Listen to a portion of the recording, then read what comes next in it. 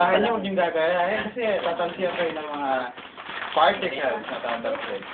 So, ganito siya, di ba? For example, ito yung ano na. Gutom na tayo and we are trying to open this in an easy way. Ano siya, sa bawat corner, press na lang na gano'n. Gano'n.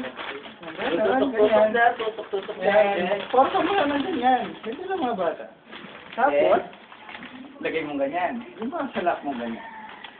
Aray ko. Tapos, mag-start ka ng effort ng mga 100 kilopounds per second. Ah! Ganun lang mga bata. Dapat ako yun. Sabi sa inyo, may tumatalsik kaya be careful. Ito yung mga bata. Ayan. Yun o, Kahit hindi pangalawa. ka mga bata. Kung Marcus Cracklins naman yung inyong gustong kainin, ngayon gusto niyong buksan sa madaling paraan, ganito lang yan. Una, harap mo sa iyong sarili, tapos, lupit mo yung dito. Tapos, lupit din yung doon.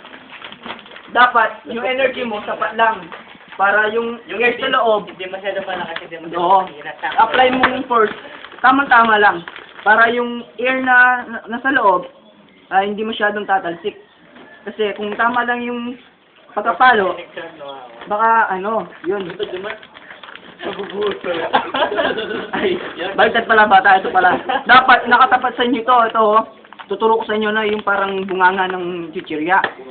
Para kung tumalsik man, pa ganyan, hindi pa ganon.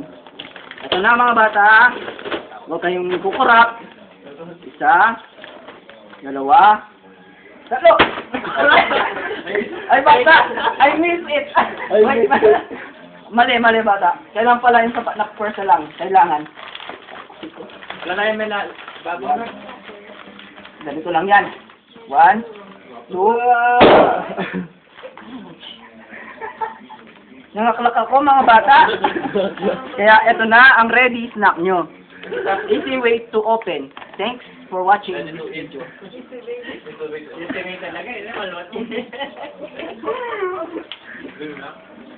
Tagal naman, Mark. May tempura pa rin.